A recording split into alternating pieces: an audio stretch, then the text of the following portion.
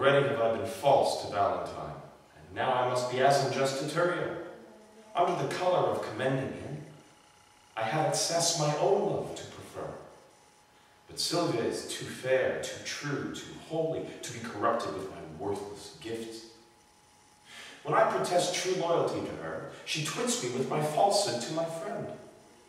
When I to her beauty I commend my vows, she bids me think how I have been forsworn in breaking faith with Julia, whom I loved. And notwithstanding all her sudden quips, the least whereof would quell a lover's hope. Yet spaniel-like, the more she spurns my love, the more it grows, and fawneth on her still. But here comes Thurio. Now must we to her window, and give some evening music to her ear. How now, Sir Proteus, are you crept before us? Aye, gentle Thurio, for you know that love will creep in service where it cannot go. Aye, but I hope, sir, that you love not here. Sir, but I do, or else I would be hence. Who? Sylvia? Aye, Sylvia, for your sake. I thank you for your own. Now, gentlemen, let's tune, and to it lustily a while. Now, my young guest, methinks you're melancholy. I pray you, what is it? Marry, mine host, because I cannot be married. Come, we'll have you marry. I'll bring you where you shall hear music, and see the gentleman that you asked for. But shall I hear him speak? Aye, that you shall. That will be music. Hark, hark. Is he among these? Aye, but peace. Let's hear him.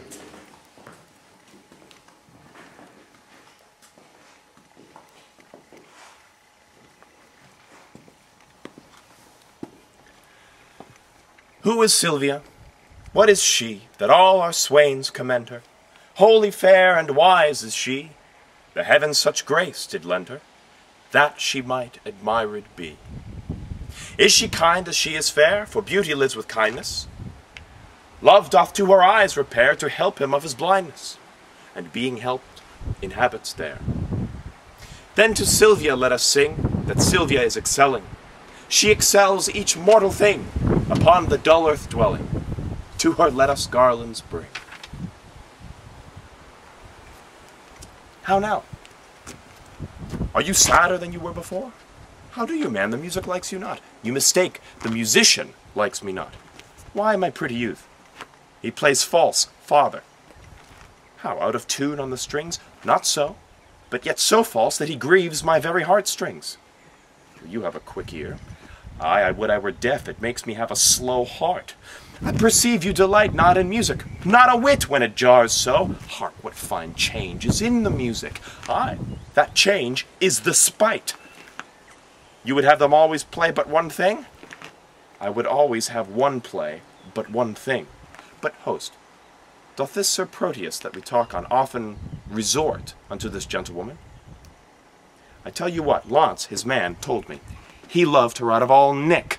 Where is Launce? Gone to seek his dog, which tomorrow, by his master's command, he must carry for a present to his lady. Peace, stand aside. The company parts. Sir Thurio, fear you not. I will so plead that you shall say my cunning drift excels. Where meet we? At St. Gregory's Well. Farewell.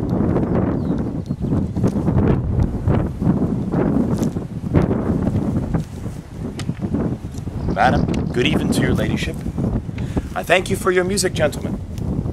Who is that spake? One lady, if you knew his pure heart's truth, you would quickly learn to know him by his voice. Sir Proteus, I take it. Sir Proteus, gentle lady, and your servant. What's your will? That I may compass yours. You have your wish, my will is even this, that presently you hie you home to bed. Thou subtle, perjured, false, disloyal man, think'st thou I am so shallow, so conceitless, to be seduced by thy flattery, that hast deceived so many with thy vows? Return, return, and make thy love amends for me, By this pale queen of night, I swear, I am so far from granting thy request, that I despise thee for thy wrongful suit, and by intend to chide myself, even for this time I spend in talking to thee. I grant, sweet love, that I did love a lady, but she is dead. 'Twere false, if I should speak it, for I am sure she is not buried. Say that she be, yet Valentine thy friend survives, to whom thyself art witness, I am betrothed. And art thou not ashamed to wrong him with thy importunacy? But likewise hear that Valentine is dead.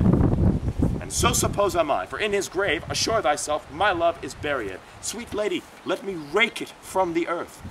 Go to thy lady's grave and call hers thence, or at the least in hers sepulchre thine. He heard not that. Madam, if your heart be so obdurate, vouchsafe me yet your picture for my love.